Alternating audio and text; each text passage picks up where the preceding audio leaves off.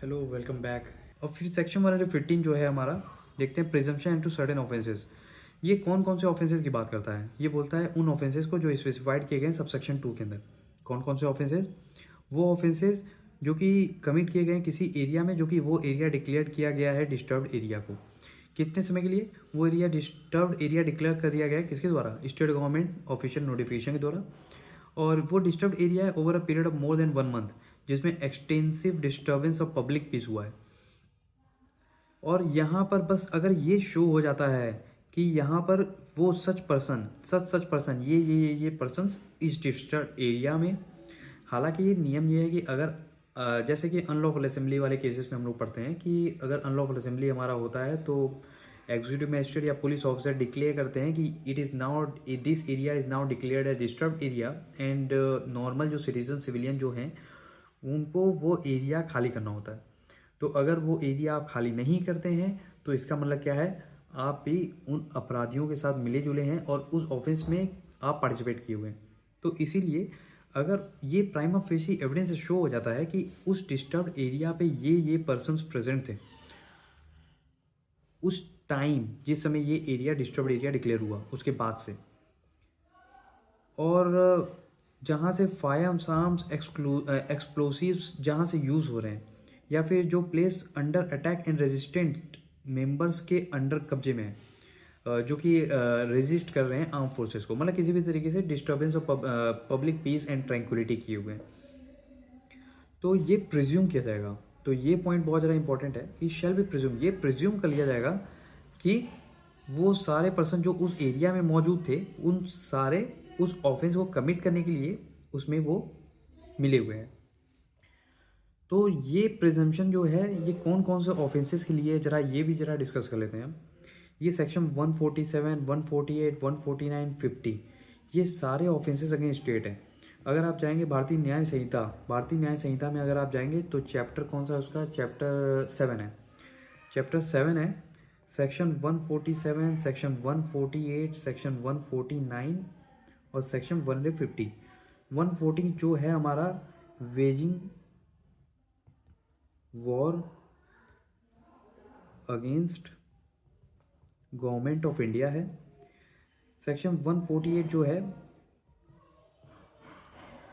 Conspiracy to waging the war against the government of India. Section 149 शायद preparation है क्या? Preparation या फिर असेंबल होना, यही है। तो भी इसी से रिलेटेड है ऑफेंसेस। तो अगर ये रीड करेंगे तो फिर ये ऑफेंसेस ये स्टेट मतलब चैप्टर 7 और भारतीय न्याय संहिता से रिलेटेड है ये। तो उसका कॉन्स्पिरेसी भी, उसका अटेम्प्ट भी, अबेटमेंट भी, उन सभी इन ऑफेंसेस का सारा यहाँ पे पनिशेबल होगा। तो ये जो चैप्टर जो हमारा है वो चैप्टर 7 ऑफ भारतीय न्याय संहिता से रिलेटेड है। फिर आ जाते हैं अब सेक्शन 116 में। सेक्शन 116 क्या है? अगर किसी पर्सन का अगर मैरिज हो चुका है तो मैरिज जिस तारीख को हुआ है, जैसे मान लेते हैं मैरिज 1 जनवरी को हुआ और 2 जनवरी को ही उसने एक चाइल्ड डिलीवर किया है या फिर बर्थ दिया है, तो ये जो चाइल्ड जिसका बर्थ हुआ है नेक्स्ट डे ही, मैरिज के अगले दिन ही, तो ये डीम किया जाएगा कि ये जिससे शादी हुई है लॉफुल तरीके से उसी का ये चाइल्ड है। ये जो प्रोविज़न है, जनरली ये जो प्रोविज़न है ये इसलिए लाया गया था ताकि इललेजिटिमेसी जो चाइल्ड का है उसे रोका जा सके और किसी भी तरीके से चाइल्ड को एक समाज में रिस्पेक्टेबल तरीके से उसे इंट्रोड्यूस कराया जा सके। और इलेजिटिमेट चाइल्ड लॉ हमेशा जो होता है वो फेवर में होता है लेजिटिमेसी के। तो जितने भी तरीके से लॉ लेजिटिमेसी के फेवर में जाता है वो एक तरीके से सही भी है, और भले ही वो आपको मोरली या पर्सनल लेवल पे वो ख़राब लगे, लेकिन लॉ हमेशा फेवर करता है कि आप लेजिटिमेसी को प्रेफरेंस दें। या तो शादी के जस्ट एक दिन बाद ही बर्थ करती है या फिर मैरिज अगर ब्रेक डाउन हो जाता है। ब्रेक डाउन यानी डाइवोर्स। डाइवोर्स होने के 280 डेज 280 डेज के अंदर अंदर कोई चाइल्ड को बर्थ देती है, तो ये जो चाइल्ड जिसका बर्थ हुआ है उसका लेजिटिमेट फादर कौन होगा? वही पर्सन होगा जिससे अभी अभी डाइवोर्स हुआ है। लेकिन एक और कंडीशन इसके साथ ये अटैच है कि वो मदर रिमेन अनमैरिड रही है उस 280 डेज तक। अब देखते हैं सेक्शन 117 और सेक्शन 118 हमारा दोनों साथ में पढ़ेंगे। ये डाउरी डेथ जो है हमारा सेक्शन 80 जो है हमारा भारतीय न्याय संहिता में हमारा डिफाइन किया गया डाउरी डेथ, और ये क्रूएल्टी है सेक्शन 85, सेक्शन 86 के अंदर डिफाइंड है और 85 में हम लोग का पनिशेबल है भारतीय न्याय संहिता। इसमें बताया गया है कि अगर कोई मैरिड वुमन अगर सुसाइड करती है with in the 7 years of her marriage, और ये शो किया जाता है, प्राइमा फेशी ये शोन होता है कि उसने जो कमिट किया है सुसाइड 7 साल के अंदर अंदर, ये जो सुसाइड जो है अबेट किया गया है हस्बैंड के द्वारा या रिलेटिव ऑफ हस्बैंड के द्वारा। कैसे अबेट किया गया है? क्रूएल्टी की गई है। तो court may presume that such a suicide has not been abated by her husband, court may presume that such suicide has been abated by her husband or relative of the husband।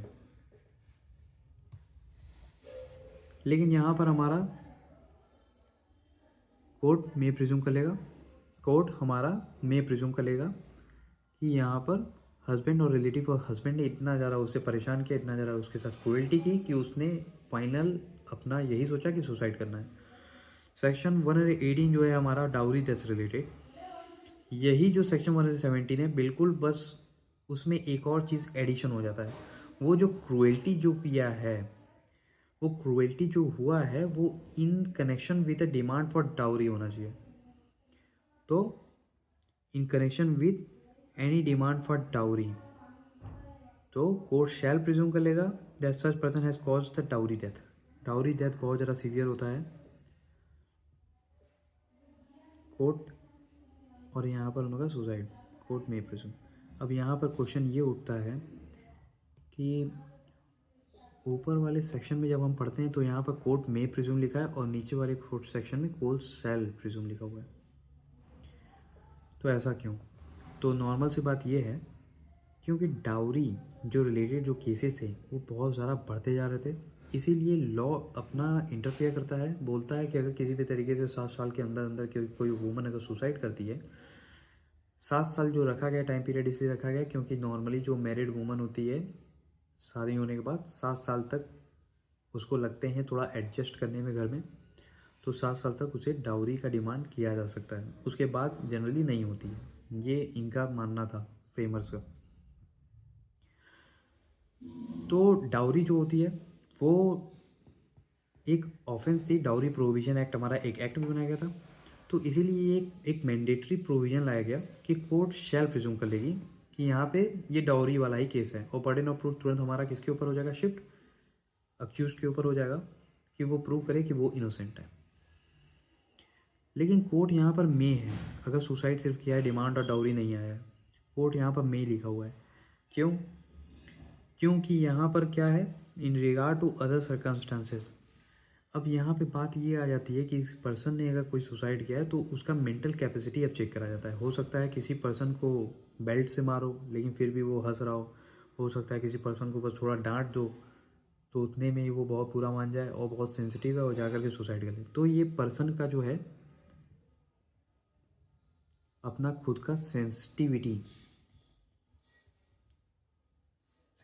होती है, तो ये sensitivity के ऊपर differ करती है। Court के सामने जब एविडेंस रखा जाएगा, कोर्ट एनालिसिस करेगा कि ये पर्सन कितना सेंसिटिव था, क्या सच में ये जो सुसाइड किया है इन पर्सन्स का हाथ था उसमें, हस्बैंड और उनके रिलेटिव्स का हाथ था, क्रूएल्टी क्या सच में थी वो, तो कोर्ट अपना एनालिसिस करेगा।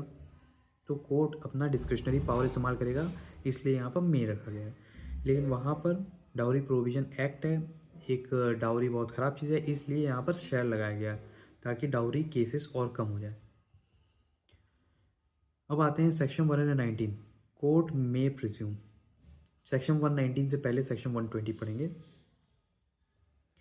सेक्शन 120 में हमारा बोलता है presumption as to absence of the consent in a certain prosecution for rape. In a prosecution for rape under section 24 subsection 2 of Bharati Nyaya Sanhita, where sexual intercourse by accused is proved and the question is whether it was without the consent of the woman alleged to have been committed rape, the woman states in her evidence before the court that she did not consent, the court shall presume that she did not consent. तो इन cases में क्या होता है कि अगर यहाँ पर सिर्फ और सिर्फ ये प्रूव हो जाए कि सेक्सुअल इंटरकोर्स कमिट किया गया है, और अगर विक्टिम का, जो विक्टिम ऑफ रेप है, अगर उसका एविडेंस अगर वो दे देती है कि शी डिड नॉट कंसेंट, तो ये मान लिया जाता है कि उसका कंसेंट नहीं था। और ये कोर्ट कैसे मानेगा, ये हम लोग का लिखा हुआ है, कोर्ट शैल प्रिज्यूम। कोर्ट को डायरेक्शन देता है, डायरेक्ट करता है भारतीय साक्ष्य अधिनियम कि वो शैल प्रिज्यूम करे कि उसका कंसेंट नहीं था। तो यहाँ पर अब बर्डन ऑफ प्रूफ किसके ऊपर आ जाएगा कि उसका कंसेंट था। ये प्रूव करेगा, अक्यूज करेगा कि उस वुमेन का कंसेंट था। तो यहाँ पर ये सारे रेप के केसेस पे ऊपर एप्लीकेबल नहीं हुआ है ये सेक्शन, हमें ध्यान देना होगा। ये सेक्शन 64 सबसेक्शन 2 के ऊपर ये एप्लीकेबल हुआ है। ये एग्रावेटेड सेक्सुअल ऑफेंसेस होता है जिसका पनिशमेंट होता है 10 साल से लेकर के 10 साल मिनिमम होता है, 10 साल से लेकर के लाइफ इम्प्रिजनमेंट। और ये लाइफ इम्प्रिजनमेंट जो है वो reminder of persons natural life और होल लाइफ। तो ये हो गया सेक्शन 120। ये जो केस जो है, ये जो सेक्शन जो है, ये प्रिजम्पशन जो है, वो हम बोल सकते हैं कि ये जो था हमारा मथुरा रेप केस से आया है, मथुरा रेप केस।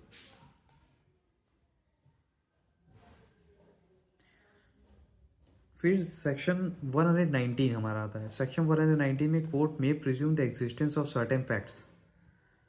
यहाँ पर हमारा डिस्क्रिशनरी पावर कोर्ट के ऊपर आ जाता है कि वो प्रिज्यूम करे कुछ एग्जिस्टेंस ऑफ सर्टेन फैक्ट्स।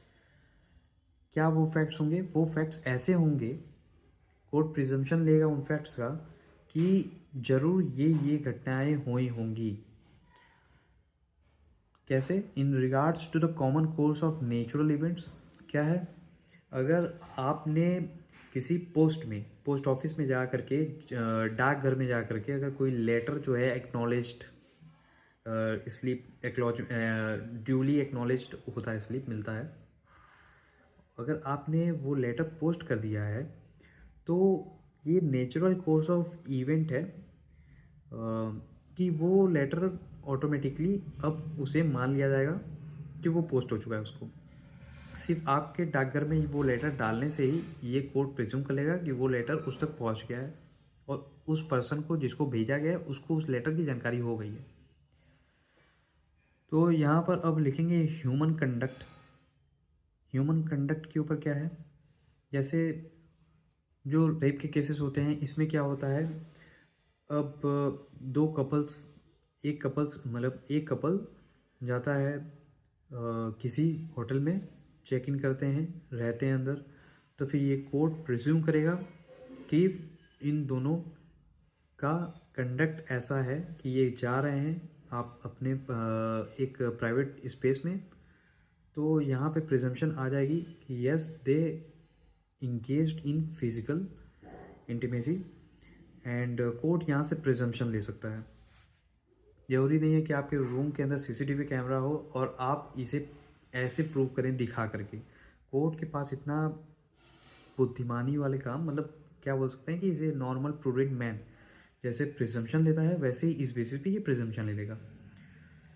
और तीसरा जो हमारा आता है पब्लिक और प्राइवेट बिजनेस, मतलब कोई पर्सन कैसे एक्ट कर रहा है, कोई कैसा कंडक्ट कर रहा है। जैसे कि आपके कोर्ट में कोई पर्सन आ जाता है, विटनेस है जो कि रिक्शा चलाता है और उसके हाथ में 1.5 करोड़ की घड़ी है, रोलेक्स है, तो कोर्ट ये प्रिज्यूम करेगा कि ये जो विटनेस है इसे ये बिक चुका है, एक तरह से ये करप्ट हो चुका है, और ये एक तरह से डिमीनर ऑफ विटनेसेस के अंदर भी आ जाता है। तो ये सारी चीज़ें भी कोर्ट नोटिस कर सकता है। अब जैसे इसका इलस्ट्रेशंस बहुत ज़्यादा इंपॉर्टेंट है।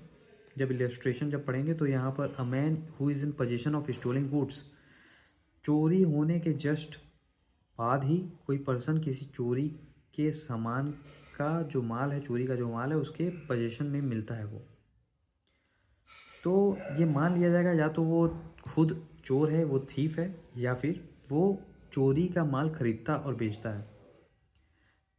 अनलेस एंड अनटिल जब तक वो उस पोजीशन का अकाउंट नहीं देता। जैसे अगर कोई चोरी का माल यहाँ से मोनालिसा का पेंटिंग अगर चोरी करके कोई ले गया और फिर उसे कोई ख़रीद लेता है, तो मोनालिसा का पेंटिंग या फिर कोई भी चीज़, रोलेक्स की घड़ी या फिर कोई बाइक अगर जा कर के बेचता है, कोई चोरी का माल है, तो जो बायर जो है वो स्लिप काट करके देता है, 2 लाख का स्लिप काट कर देता है, जो कि रीज़नेबल प्राइस है, जो कि उस चीज़ का प्रोडक्ट एकदम मार्केट वैल्यू से ही उसने दिया है।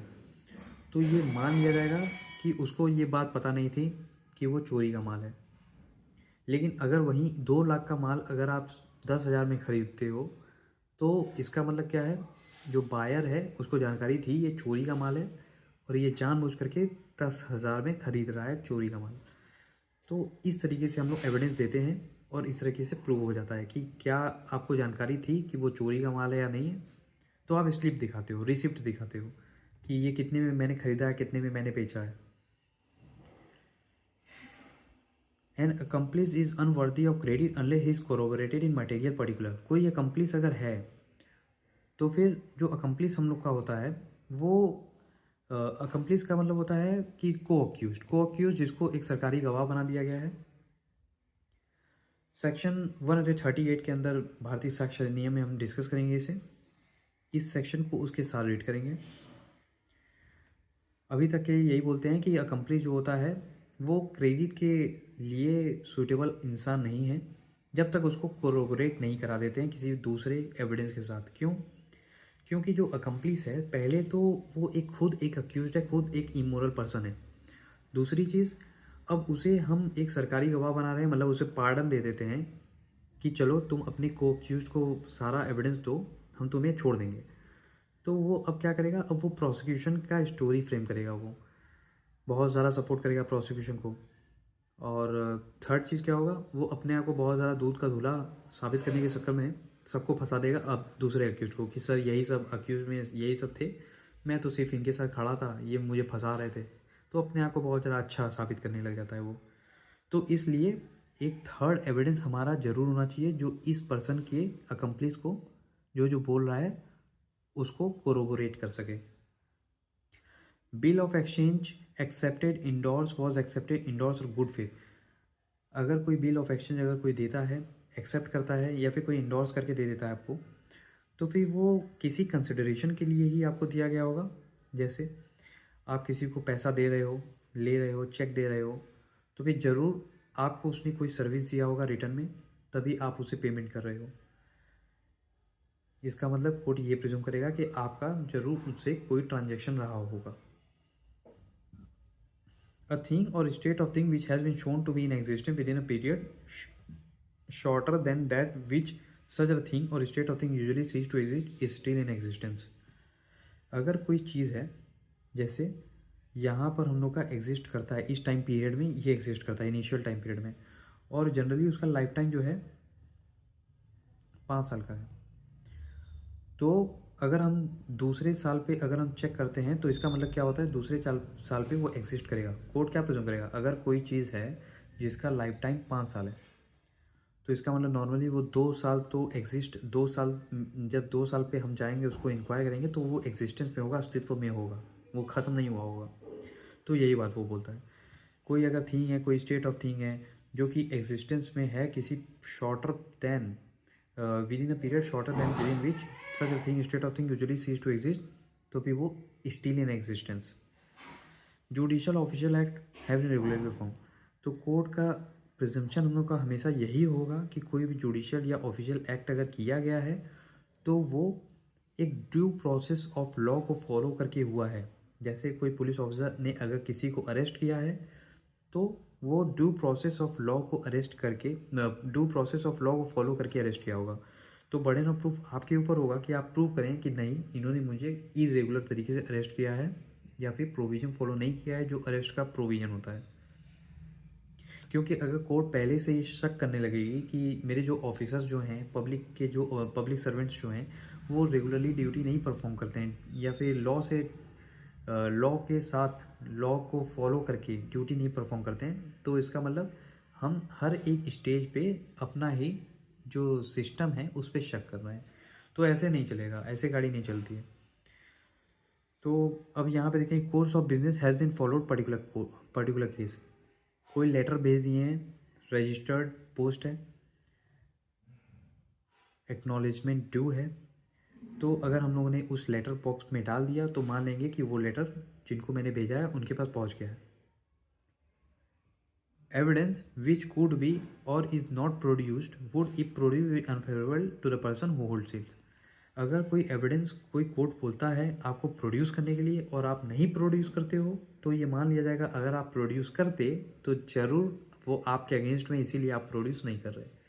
जैसे अगर आप 10th में टॉप किए होते तो आपके घर में ऐसे बेड पे ही 10th के रिजल्ट फेंक दिए गए होते, लेकिन आप पास नहीं हुए तो आप उसे बहुत ज़्यादा अंदर रख दोगे। जो कोई मांगेगा, रिजल्ट की टाइमिंग आती है तो लोग छुपा देते हैं, फिर बोलते हैं अरे वो बॉक्स में छुप गया, इसमें हो गया, तो बहाने इधर उधर के बहाने फिर बनने लगेंगे। जो जो सच होता है वो ऑटोमेटिकली लोग रख देते हैं, जो झूठ होता है उसे छुपाना पड़ता है। If a man refuses to answer a question which he is not compelled to answer by law. अगर कोई पर्सन अगर है जो कि किसी आंसर को, किसी क्वेश्चन का आंसर देने के लिए वो रिफ्यूज़ करता है, ऐसा कोई क्वेश्चन है जिसके लिए उसको कंपेल नहीं किया जा सकता लॉ के जरिए, ठीक है, हमारे पास आर्टिकल 20 क्लॉज 3 है, मतलब no person self is compelled to be witness against himself. ये सेल्फ इंक्रिमिनेशन से ये बचाता है। तो अगर वो आंसर देता तो इसका मतलब वो उसके अनफेवरेबल में चला जाता, उसके अनफेवरेबल होता, इसीलिए उसने आंसर नहीं दिया। तो ये कोर्ट हम लोग का प्रिजम्पशन दे देगा। When a document creating an obligation is in hand of the obligor the obligation has been discharged. अगर कोई डॉक्यूमेंट है, जैसे मॉर्गेज मैंने रखा, कोई प्रॉपर्टी मैंने मॉर्गेज रखा, अपने टाइटल डीड को मॉर्गेज रखा, मैंने बंधक रखा, तो मेरा जो टाइटल डीड जो है वो होगा मॉर्गेजी के पास। लेकिन अगर वो जो टाइटल डीड्स मेरे पास आ जाता है तो इसका मतलब कोर्ट ये प्रिज्यूम करेगा कि इसका मतलब मैंने वो जो मॉर्गेज जो अमाउंट है उसको पे करके अपना डॉक्यूमेंट वापस ले लिया है। तो ये एक प्रिजम्पशन आएगा। तो बर्डन ऑफ प्रूफ किसके ऊपर शिफ्ट होगा? वो मॉर्गेजी के ऊपर शिफ्ट होगा कि उसको पेमेंट नहीं मिला है। तो यहाँ पर अब देखते हैं subsection 2, the court shall also have regard to such fact as following in consideration which such magazines do and do not apply to the particular case before it.